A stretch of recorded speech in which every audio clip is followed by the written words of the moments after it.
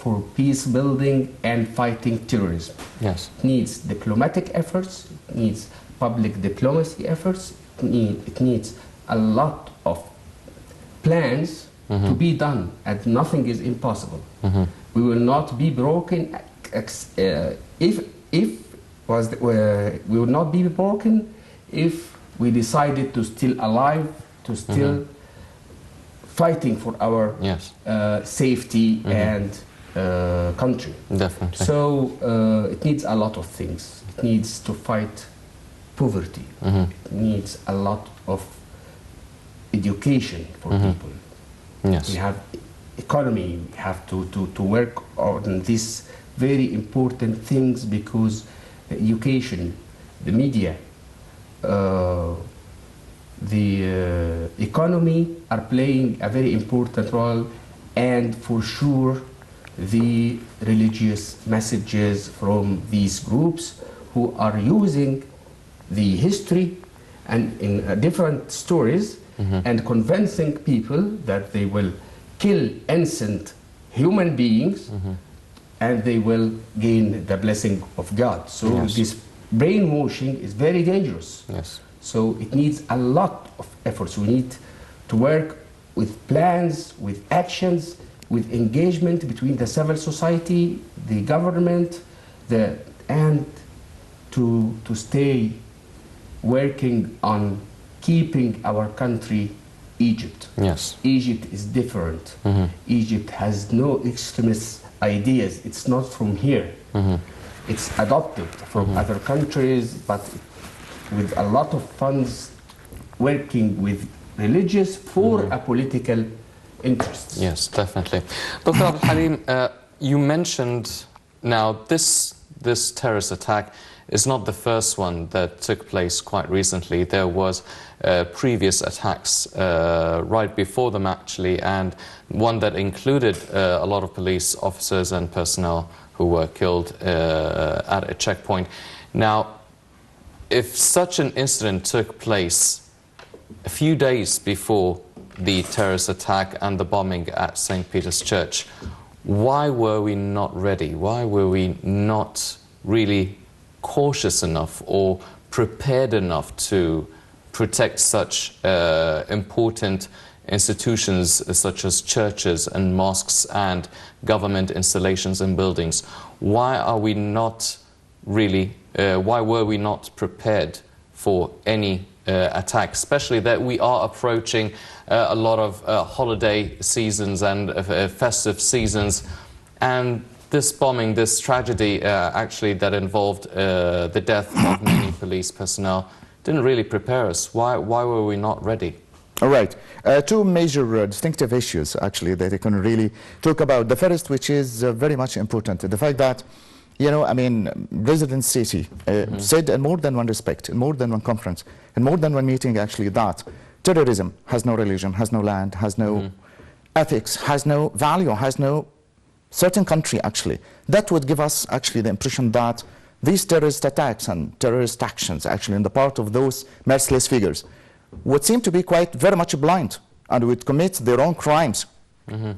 As such, you know, I mean, without differentiation, without, you know, I mean, differentiating the poor from the rich, the Muslim from the Christian, the civilian from the military figure, actually. And as such, it would give us the impression that, you know, I mean, more than one respect, the man was very much cautious, very much aware, very much predicting, and very much notifying and drawing the attention of the public community, of the international community, of how dire and of how serious the situation is. That's why he has got what you might call a farsightedness, actually. He's quite predicting all these things. But the thing is, even almost those civilized countries, in the United States of America, in France, in Nice, in Italy, in Rome, in Spain, actually, in all these, you know, I mean, advanced, you know, countries, I would say that terrorist actions might occur, despite the fact that safety and security in almost in all these countries would seem to be quite approaching the 100% degree. But you can really say at the end of the day, this is a role of safety and security, that you cannot protect, that you cannot safeguard almost any sort of installment or any sort of establishment or any sort of political figures or political leaders with the degree of 100%, that seems to be quite far-fetched, actually, because terrorism is very much internal as much as external. They would use almost every possible means at their own disposal of utilizing the minds, of using the money, of the monetary system, of brainwashing the minds of youngsters actually in schools, of trying to change what you might call the minds and the way of thinking and the thought of almost all the people, even the Muslims, even among the Christians. They would have their own way every now and again of interfering, using their own monetary systems, harping on what you might call those weak souls, actually.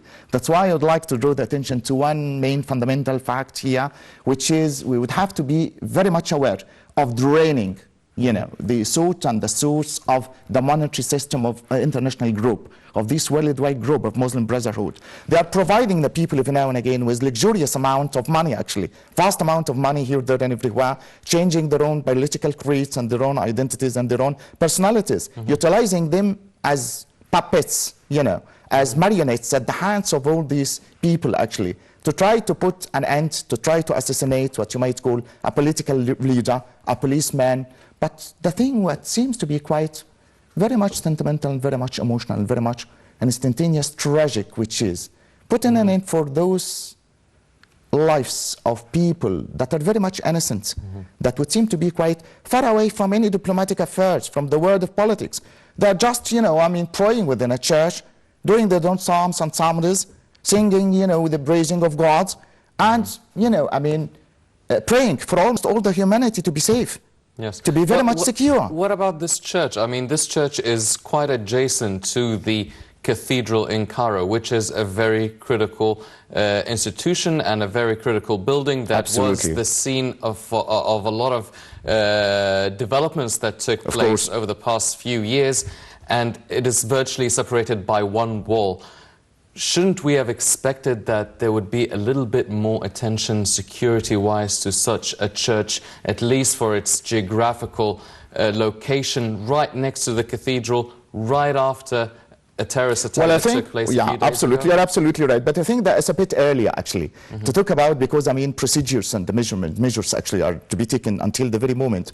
But the CCTV camera, the detector camera, actually, would detect the fact that there is one of the policemen was an absolute sense of fight and struggle with the Pama, you understand? So, I mean, that sort of thing would give us the impression that there was an attempt on the part of the policeman actually to deter him, actually, to make him a bit away from the cathedral as much as from the church. So that seems to be quite, you know, I mean, a bit earlier to give our own final verdict on the immunity, on the safety and the security. But I think, actually, as I've told you at the very beginning, that seems to be quite impossible, actually. If you safeguard, if you try to, you know, avoid the sudden menace and the approach of danger of all these terrorist acts and actions, actually, of all those terrorists, it seems to be quite impossible, actually, to try to make the whole geographical place immune 100% from the threatening voice of all these terrorist attacks and all those terrorist actions. But I think this is just one link in the chain. I think that this is not the first and it's not going to be the last. That's why, I mean, our own political leadership seems to be quite very much aware of how dangerous the situation is and how predicting, you know, I mean, the future. That's why the immunity and safety and security would seem to reach to the highest maximized level in the near future, immediately during the celebration of the Christmas and immediately after that sort of celebration. So hopefully that seems to be and will be the last, but we would have to be very much cautious and very much aware of what would seem to be actually in future. Yes, definitely. Well, Dr. Ahmed, you've mentioned a lot of things that need to be done to actually counter this ugly phenomena, but the presidency and the leadership and a lot of the concerned ministries have been talking about redefining or reinventing the religious dialogue, which is a very good initiative and it's quite important, but that will deal with the coming generations. What about the minds that are already filled with extremist ideas right now? How are we going to deal with it? how soon can we actually work on eradicating these extremist thoughts and ideologies? Because redefining the religious dialogue will take some time, but the danger is clear and it's present right now. How are we going to deal with it? Surely it is a very challenging environment, but it is possible to work now, and we have initiatives already we can start with, but it needs more efforts from the government to allow people to participate, to save their country. How? By working together. The situation here is these generations, they didn't read. And we have more than 40% of the public literacy. Yes. And we have a lot of people graduated, but they didn't even read. So they are just listening to words or on the internet, just get information without knowing what's the reference and the background of these things. So what's needed is working together. Get the people together in action. I'm talking on the ground now. It's not just words or lecture to read, to deliver, but it needs to work together. And we have programs for TOT with the teachers themselves in the schools. And bring intellectuals who are not, surely must be from the religious association, but they have mind and they have things to say in the right direction, to guide the people for love. Love, if you are a believer in God, you must have love. No love, as Prophet said. And with Christianity, Allah, Mahabba, Allah. God is love. Is love. The Holy Bible, yeah. So, by all means, we have to enliven the humanity in people. Don't be just materialistic. Don't judge on the people and put yourself on behalf of God as if you are His agent on the ground to put who you want in heaven and others to hell. No, life is not like that. Religions is not this way, totally. Yes, definitely.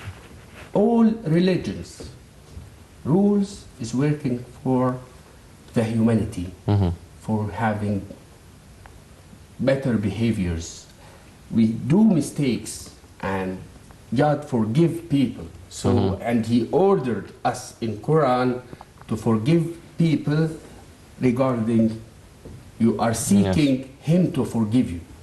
So forgiveness, not saying that you have to kill. If you kill one person, as if you killed all people. This is in Quran. How come these terrorists having their education? It's not Egypt. Egypt is not this. Yes, definitely. This education and this wrong of beliefs and faults will destroy the world. Yes. They are doing this with all of their confidence that they will get This is the right thing to benefits do. from God for killing people. Yes. Come on. It's not like that. Life is not like that. The history is not like that. But which point of view these people are seeing the history? It's very important. Yes. You will see the positive things or you will look to the negative things. This will define which way you will gonna go. Yes. To revenge or to forgive or to understand and learn and go on and move on as a human being. This is the truth. We all, if God wants everybody to be one nation, one nationality, one color, one religion, He can create the world this way from the early beginning. But this is the diversity, the luxury of diversity. And how now in Egypt and everywhere we can collect all of these broken pieces to use it as a mosaic for the better good. for the better good, as Egypt was in the past, and it will be in the future if we will take it seriously and work on it. Yes. We can do. No one can expect once a day that peace will gonna happen between even the Europeans themselves, Yes. or even with, as Mandela's example, we have to Unite. unite. Yes, We definitely. have no choice. We have no choice. Well, Dr. Al-Halim, now we've been used to hearing and witnessing a lot of the operations undertaken by the security personnel and the armed forces combating terrorism within the Sinai Peninsula, Northern Sinai to be specific. And over the past couple of years, the security and safety level actually developed and increased in Egypt. However, over the past week or so, things have hit right close to home, the heart of the nation, the capital, Cairo. So it's not just in Sinai right now, it's still very much alive in Cairo. Should we expect more of these things within the capital? Should we expect more of these tragic attacks taking place all over the country? How much do you feel this has been planned for before it took place? Because obviously it was well planned, it was organized, and it took place, no obstacles. Right. As you might have said, I mean, rightly said and rightly done. The fact that it's a well-organized chain of crimes, very much intended on the part of the, the international group. And in the meantime, it becomes as just part of the link of the chain. It's just one step of the large number of attempts on the part of all those terrorists, actually, to try to demolish, the infrastructure of the Egyptian land and to put, a sort of division, a sort of struggling, separating ties between the Muslims and the Christians. And at one instance, they are trying actually to, counterfeit the shortage of the sugar and then the oil, then some food and some beverage and that sort of thing. They are trying with all possible means actually to try to separate and alienate the Egyptians from each other. And that in the first instance. And in the second instance, they're trying to separate the Egyptian people and the Egyptian individuals from their own political leadership. But I think, they would come to an absolute sense of fiasco at the end of the day. Anyhow, when they are discovering, given the fact that that sort of thing would seem to be quite impossible for the Egyptian solidarity, now then that they're trying to put borderlines between, the Muslims and the Christians, and trying to devastate a large number of marches, as much as it has been precipitated in that way. But I would say that this would not seem to be the last link of the chain, not the last attempt. That's why, the political leadership and, and the armed forces and the police would use almost every suitable chance in the near future to try to detect, to forbid, and to avoid any sort of future terrorist attack in any conceivable respect. I think that in the last speech by our President Fattah al-Sisi is very much aware of how dire the situation is, but in the meantime he gives us the impression that we are very much united, and very much united, very much unified, very much passing through a spiritual song of happiness, a spiritual song of love, kindness, a spiritual song of immunity, actually. The funeral, as it was, a funeral procession, I would say, as it was to be represented on the TV, actually would give us, all of us, the impression that we are brothers at the end of the day. We're always fighting terrorism, but in the meantime, we'd have to be very much careful of what would happen in the near future. That's why means of safety and security are very much maximized to a greater extent. Detectors and sensors are being provided for almost every single individual church, as much as cathedral, no matter how distant it may be, no matter how minute and very much small it may appear to be. And as such, the role being played by the individuals and the citizens seems to be quite very much important at this particular and crucial stage. Each single individual human being in Egypt that is below land, loving this sort of land, very much trusting this sort of land, would have to be very much cautious, very much aware, very much, notifying and drawing the attention of those distinctive authorities of any suspect, of any sort of suspicion that might come to his own mind, that might come to her own mind. It's a role that is to be distributed and that is to be played by almost all of us, actually. Not only the armed forces, not only the police and safety and security, not only those distinctive authorities, actually. Almost each individual one of us is very much responsible for not only detecting the source of the crime, but putting an end for it, either by notifying and drawing the attention of all those, distinct authority, actually, of one suspect of one sort of thing. So, all of us, we seem to be quite, within the self-same dish, within the self-same boat. And each single individual human being on this land may be very much responsible, actually, for the safety and security, not only of his own family members, but almost, each single individual of the whole community of the Egyptian country. Definitely. Yeah. Well, ladies and gentlemen, this tragedy really hit the heart of every Egyptian citizen, and the state really mourned the victims of the St. Peter's Church bombing for 3 days, also held a state funeral. Let's check out this report and we'll be right back.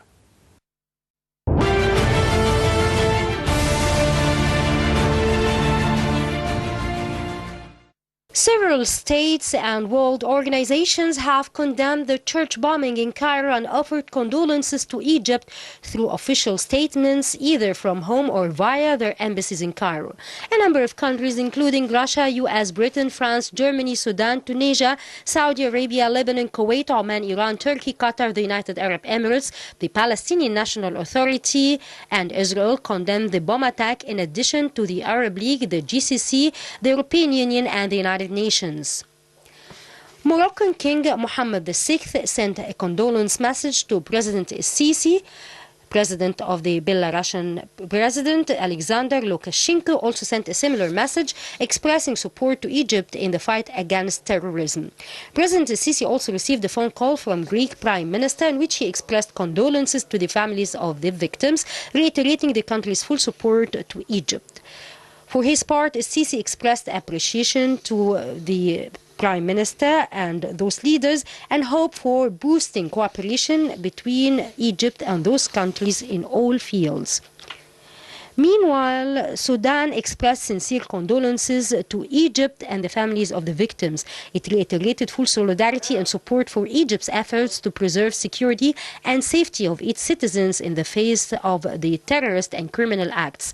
Saudi Arabia also condemned in the strongest words the terrorist bombings and said such cowardly act is deplorable by Islam and all religions, as it contravenes the human values and principles and international conventions, while offering condolences to the families of the victims as well as to the Egyptian government and people. And Lebanese Prime Minister designate Saad al-Hariri condemned the attack, saying terrorism has no religion and does not differentiate between a Christian or a Muslim, adding that terrorists want to kill as many as people as possible, in addition to destroying and dismantling these societies. Meanwhile, Palestinian President Mahmoud Abbas condemned the attack in a letter to President Sisi, expressing deep grief and condolences to the victims of the bombing. For its part, the Organization of the Islamic Cooperation strongly condemned the attack, with its Secretary General conveying his condolences to the families of the victims and the people of Egypt.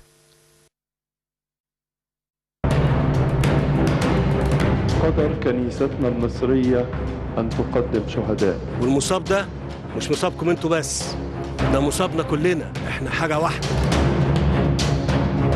دي ضربة إحباط. نتألم كثيرا لهذا الشر الذي تخلى عن كل إنسانية.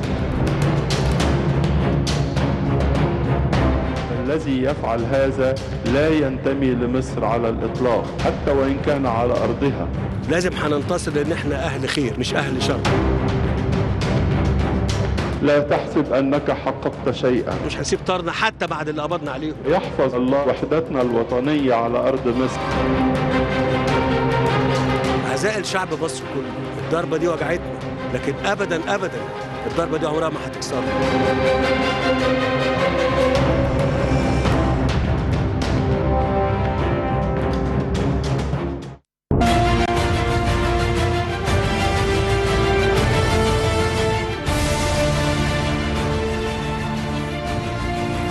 Welcome back, ladies and gentlemen. Dr. Ahmed, now, it is a heinous crime.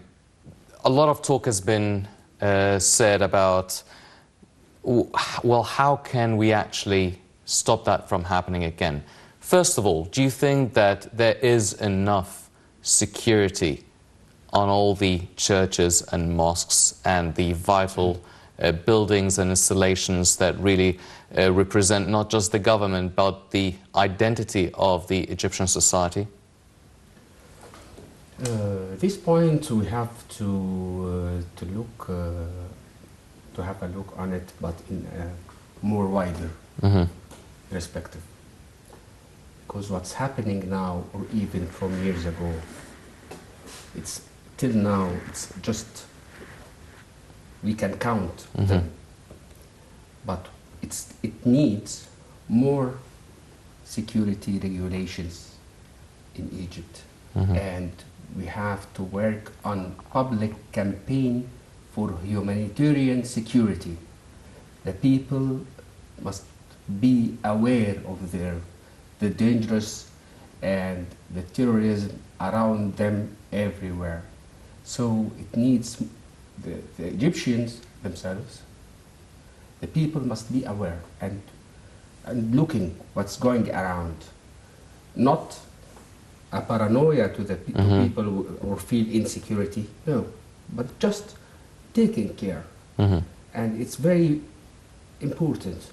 And I think the security and the intelligence and the military are doing their best, and they can do more, and they will do more to provide people from these crimes. What's needed is people must work together. We have to get out of depression. Mr. President about it. We have to get out of this depression in our society and let the people feel alive again and fully representing their Egypt.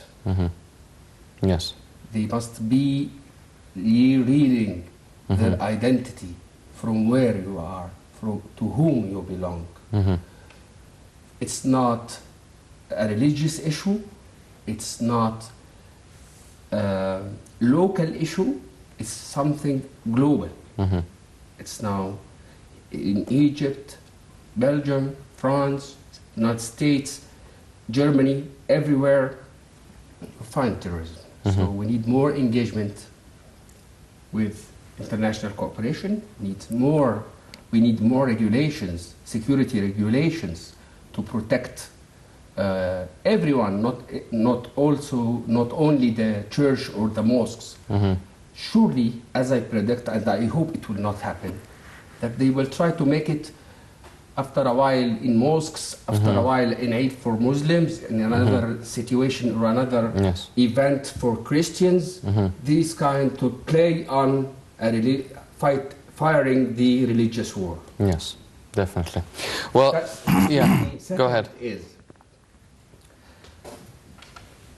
We must know, and the Christians, Muslims, everyone, even who is not believe in God, that we respect his right and we are protecting his humanity as a part of us. People must be more tolerant. Yes. We are in need for more solidarity and united with work, with business, with entrepreneurs, with knowledge. It needs like a revolution of knowledge for people. We need media to work on it. We need people to work on the ground. You need community leaders who are qualified to work with it during the universities, schools, everywhere, the rural areas. So this kind of actions, positive actions, it will rebuild and raise their nationality and their identity, that they are part of the society. There are no gap between the government and the people, and after that blaming by blah blah blah and all of these crimes. All of us are paying the penalty of any shortage or mistake. Yes. We still have time, but it's a very critical time. They are now targeting the security of Egypt, while the tourism started to get back. Yes. So it's attacking the Yes. economy, it's attacking the security, it's attacking the national security of Egypt, it's firing between not only Christians and Muslims, but even global, because Yes. now all of the world are having the same point of view. Yes. Terrorism, religiophobia everywhere. So we need to do more efforts to save our lives, and we have no choice. Yes, We have definitely. no choice to step back or any kind of more depression. Yes. Dr. Al-Halim, now,